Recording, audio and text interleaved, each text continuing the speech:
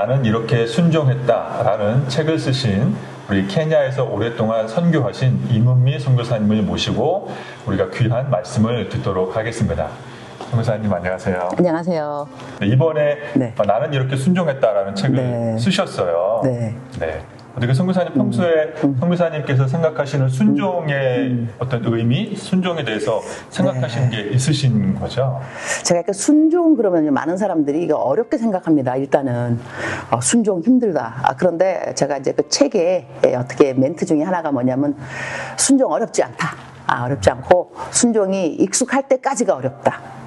순종이 익숙해지면 불순종이 힘들어진다. 그렇게 제가 이제 말을 썼어요. 그래서 순종에 대해서 사람들이 좀 이렇게 생각을 좀 바꿨으면 좋겠다 그런 생각이 있어요. 그러니까 순종을 꼭 뭐라 그럴까 폭군 막 그런 분들이 뭐 어떻게 해갖고 그건 맹종을 말하는 건데 그런 것이 아니라 순종은 말 그대로 순종 뭐 기뻐서 하나님이 좋아서 하고 싶어서 했으면 참 좋겠다. 그 다음에 또 그것이 가능하다. 그러한 생각을 가지고 이 책을 썼습니다. 네, 그래서 제가 네. 사실 선교사님 만나뵙기 전에 책을 읽어봤는데요. 네. 순종에 대한 여러 다양한 재미있는 에피소드들이 정말 많이 있더라고요. 네, 많아요. 근데 사실 제가 그 순종이 어렵지 않다라는 거를 어디서 제가 알게 되었냐면은 해군 설교를 갔는데 해군에 가니까 그 잠수함이 있더라고요. 그리고 잠수함을 이제 내가 강사니까 이제 구경시켜 준다고 이제 그분이 나를 데리고 갔어요. 근데 잠수함 내려가는데 이 계단이 완전히 일직선. 내가 내려가면서 아니 여기 어떻게 병사들이 왔다 갔다 하냐니까는 그 교관님이 뭐라 하냐면 어렵지 않습니다. 익숙하기까지가 어렵습니다. 딱 그 말 들으면서 그래 맞아. 익숙하기까지가 힘든 거지. 그 순종이라는 것도. 그래서 제가 이제 그때 이제 그 다음날 묵상을 썼는가. 그래 순종은 익숙하기까지다. 근데 그분이 뭐라냐면 병장들 익숙해지면 무거운 거 메고 배낭 여기를 날라다닙니다. 날라다닙니다. 맞아. 순종이 익숙해지면 불순종이 힘들어진다. 순종의 차원에서 네. 이 비대면 시대에 영상 예배 드리는 게 편해진 시대에 성도들이 교우님들이 자발적으로 교회를 나오도록 만드는 어떤 계기, 동기가 있다면 무엇이 있을까요? 사실 그것은 어려운 것 같습니다. 현실적으로 우리가 이렇게 피상적으로 말하면은 뭐 여러 가지 있을 수 있겠지만 힘들어졌다. 그런데 이것을 일단은 우리가 인식해야 되는 것이 이것이 종말이다라는 생각도 필요한 것 같아요. 왜냐하면 성경 보면은 너희가 말세 정말 되면은 너희가 모이기에 힘쓰는 사람이 돼야 되는데 이게 어렵다는 거죠. 그다음에 미혹의 영이 올 거다. 이러니까는 현실적으로는 이것이 어렵겠다라는 생각을 먼저 하고 이게 영적 전쟁이 되겠구나라는 생각도 필요하고요. 그래서 이것이 인간적으로 무슨 이벤트라든가 무슨 뭐 아이디어 가지고 학생 뭐 사람들을 교회로 불러들일 것이 아니라 기도를 해야 될 겁니다. 이게 너무 식상적인 답 같지만 이것이 정답일 거예요. 사람들이 정말 중보기도팀이라든가 기도를 더 많이 해서 사람들한테 심령이 가난한 그래서 내가 교회를 가서 정말로 사람들을 만나야 되고 그러한 도전이 생기도록 이것을 영적으로 끌어내지 않으면 인간적인 방법으로 뭐 주니까 와라 뭐 상 주니까 와라 이것이 통하지 않을 거라는 생각을 하고 우리가 성경 읽고 기도해라 이 말을 사람들은요 뭐 난리 버지 뭐 딴 거를 해야 뭐가 될 것 같지만 그렇지 않습니다. 다시 기본으로 돌아와서 모든 사람들에게 성경 읽는 것의 중요성과 예배의 중요성과 기도의 중요성 가르치려면 그 사람들의 마음 같이 기경돼야 되니까 그분들의 마음이 기경되게 해달라고 기도를 하셔야 되고 저는 이렇게 심플한 기본으로 돌아가는 것밖에는 딱히 비결이 없는 것 같아요. 네, 기본으로 돌아가서 영적 전쟁 시대에 기도하는 것 외에는 정말 정답은 없는 것 같습니다. 네. 선교사님이 하시는 대답이 실전에 굉장히 유용한 지혜로운 대답들이 정말 잘하신다고 제가 생각이 들었거든요. 혹시 선교사님 비결이 있으신가요? 그러니까 제가 젊었을 때 많이 기도했던 기도 제목 중에 하나가 뭐냐면 제가 잠언서 어느 말씀에 필이 꽂혀갖고 그야말로 경우에 합당한 말은 아로새긴 은쟁반의 금사가 같도다. 네. 제가 그 말씀을 정말 좋아했어요. 그래서 기도할 때 주님 제가 어디 가서 누가 뭘 묻더라도 경우에 합당한 말을 해서 아로색에 있는 은쟁반의 금사가 같이. 저는 어디 가서도 이렇게 말을 할 때요, 이게 마음에 드는 생각은 나 중심으로 하는 생각보다는 어떻게 하면 이 사람을 높일 수 있을까, 네. 이 사람을 세울 수 있을까, 그렇게 좀 염두에 두게 되면 보통 지혜로운 말이 나오는 것 같고요. 네, 지혜롭게 대답하는 비결이 네. 열심히 읽고 암송했던 성경 말씀, 네. 또 상대방을 높이려는 마음가짐. 네. 네, 너무나도 이게 필요한 건데 또 저희가 잘 못하는 부분이지도 않을까 하는 생각도 맞습니다. 들었습니다.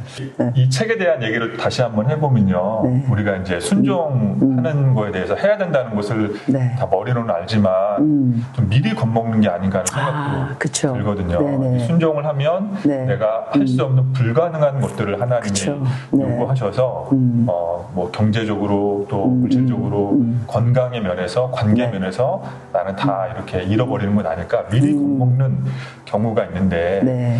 이렇게 미리 겁먹지 않고 순종을 잘 하려면 네. 어떻게 하면 좋을까요? 네. 순종을 잘 하려면요, 하나님을 잘 알아야 될 것 같아요. 많은 분들은 하나님의 뜻을 많이 생각하면서 뜻을 이루어 드리려고 하는데 하나님을 모를 때가 있어요. 그러니까 하나님을 올바로 안다면 하나님의 뜻을 이루는 것이 절대로 어렵지 않다는 것을 알게 된 이유는 뭐냐면 God is good all the time. 하나님은 선하시거든요.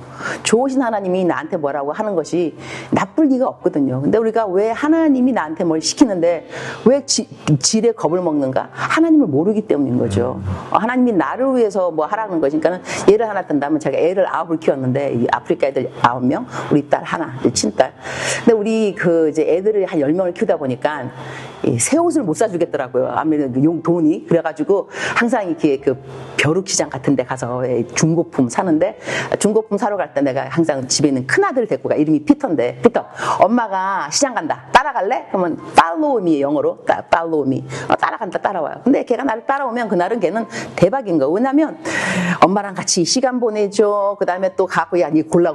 니 맘대로 골라. 그러면 뭐 청바지 막 고르죠. 올 때는 또 이거 들고 온다고 내가 수고한다고 용돈 두둑하게 주죠. 그러면 얘는 정말 나를 따라왔기 때문에 걔는 정말 그날 대박이 되는 거죠. 그럼 제가 이제 데리고 오면서 그래요. 예, 피터, 너 오늘 엄마 따라오니까 어떠니까? Mom's so good. 그시지. 너 엄마 따라오니까 이것저것 다 챙기고 말이지. 자, 그런데 나는 너를 사랑하지만 너한테 먹여주고 재워주고 학교 보내주고 끝이야. 누가 나보고 너를 위해서 죽으라고 하면 엄마 못 죽어. 미안하다. 엄마의 사랑의 한계는 거기야. 나는 죽을 수는 없고 너가 필요한 것을 내가 할 수 있는데, 그런데 예수님은 너를 위해서 돌아가셨어. 너를 너무너무 사랑하셔서 이렇게 제한된 사랑을 갖고 있는 내가 너한테 follow me, 따라오라 그랬을 때, 네가 나를 따라왔을 때 이러한 일이 생겼거늘 너가 너를 위해 돌아가신 예수님이 너보고 따라오라 그랬을 때 will you follow him? 너 예수님 따라갈래? 우리 아들 Mom, I will follow him. 나는 따라갈 거야. 그러니까는 이 하나님을 올바로 안다는 것이 이렇게 중요한 것이, 따라가는 것이 기쁨이 되는 것이지 두려움이 아니라는 것이죠. 하나님은 우리가 감당하지 못할 시험을 맡기지 아니하시고 우리가 행하지 못할 일들을 맡기지 않으세요. 그리고 뭘 맡기시면 도와주세요. 네가 알아서 해. 이게 아니고 같이 하자. 아니 내가 하나님하고 동역한다는데 이런 honor, privilege, 이런 특권이 어디 있어요? 그러니까는 하나님을 알아야 하나님의 뜻을 행하는 것이 어렵지 않습니다. 네. 하나님을 향한 신뢰가 바탕이 되어야 되겠네요. 그렇죠. 네. 네. 저희 송 기자님 방금 말씀하신 것처럼 이 따른다라는 표현을 제가 성경에서 제일 좋아하는 표현이거든요. 오케이. 네. 크리스천이라는 말 뜻 자체도 주님을 따르는 사람들이잖아요. 그렇죠. 그런데 이제 오늘날의 이 코로나 시대, 코로나 이 3년차 되면서 개인적으로 안타까운 건 그 따른다고 말했던 사람들이 네. 많이 그 길에서 이탈하는 것처럼 보여서 굉장히 안타깝다라는 생각을 저는 개인적으로 하고 있거든요. 네. 케냐 이런 쪽에서, 케냐 국가에서는 어떤지 궁금합니다. 저 같은 경우는 케냐에서 사역하면서 코로나 때문에 아주 전도를 많이 하게 됐어요. 왜냐하면 코로나가 됐기 때문에 많은 사람들이 식량이 없어졌어요. 그러니까 우리들은 코로나가 문제가 아니고 코로나 때문에 식량이 없어진 거예요. 그러니까 이게 위기를 맞이했는데, 위기라는 것이 합성어잖아요. 그러니까 위기, danger plus opportunity. 그러니까는 위험 더하기 기회. 네. 그러니까 사람들이 먹을 것이 없으니까 먹을 것을 준 거예요. 옥수수 가루 2포씩 주면서 복음을 증거할 수 있었죠. 그러니까 한마디로 한 손에는 복음을, 한 손에는 옥수수 가루를. 그러니까 우리가 코로나 뭐 여러 가지 이 변명할 것이 아니라 이것이 위기니까 이것을 어떻게 사용해서 opportunity, 기회로 만들어서 사람들을 주님 앞에 주님을 따르는 자로 만들 수 있을 것인가. 그래서 제가 한국에 지난번에 한 얼마 동안 와 있었어요. 그래갖고 했던 운동이 뭐냐면 마스크 전도 운동. 마스크에다가 결심문, 아예 예수님 내 마음에 들어오세요. 그러니까는 예수님 믿겠습니다가 아니라 딱 읽으면 예수님 나는 죄인입니다. 나를 위해 돌아가신 거를 믿습니다. 이제부터 주님 위해서 살겠습니다. 읽는 그 자체에서 그냥 복음이 들어가는 거거든요. 근데 이걸 제가 지금까지 한 500만 장 했습니다. 엄청난 거죠. 그러면 500만 사람들이 복음을 접했다는 거예요. 코로나 때문에. 왜냐하면 마스크가 옛날 같으면은 우리가 뭐 전도할 때 건빵 주고 안 받아요. 요즘 안 받아요. 물티슈도 안 받잖아요. 마스크는 다 받아요. 왜냐하면 코로나니까. 그래서 코로나 때 이 마스크 결심문 주면서 전도 많이 했거든요. 저도 차 타고 뭐 버스 뭐 이렇게 지하철 타면 항상 이거 주면서 전도가 너무 쉬워요. 그러니까는 이 생각하기 나름이죠. 코로나 때문에 전도가 안 된 것이 아니라 코로나 때문에 500만 그분들이 전도 이게 복음을 받다는 거죠. 그러니까 it depends on how you think. 어떻게 생각하기 나름인 것 같습니다. 네, 저희 이제 영상을 마무리하려고 하는데요. 네. 이 영상을 보시는 우리 교회 성도님들, 교우님들에게 네. 혹시 이렇게 마지막으로 이 코로나 시대에 신앙생활 잘할 수 있는, 주님 잘 따를 수 있는 따뜻한 위로의 말씀 한마디 해주신다면 뭐가 있을까요? 모이기에 힘쓰시기 바랍니다. 모이기에 힘쓰시기 바랍니다. 왜냐하면 신앙생활에 독불장군이 없습니다. 내가 혼자서 집에서 인터넷 볼 거 없고 유튜브 보고 다 도움 받을 수 있지만 서로가 필요합니다. 서로의 격려가 필요하고 함께 모여서 기도 같이 해주고 기도 제목이 뭐냐고 나누고 그다음에 서로 뭐 이렇게 커피 한 잔이라도 사주고 그래서 대면 그러니까 이럴 때일수록 서로 모이기에 힘써서 우리가 서로 격려하는 그런 신앙생활이 필요하다고 생각합니다.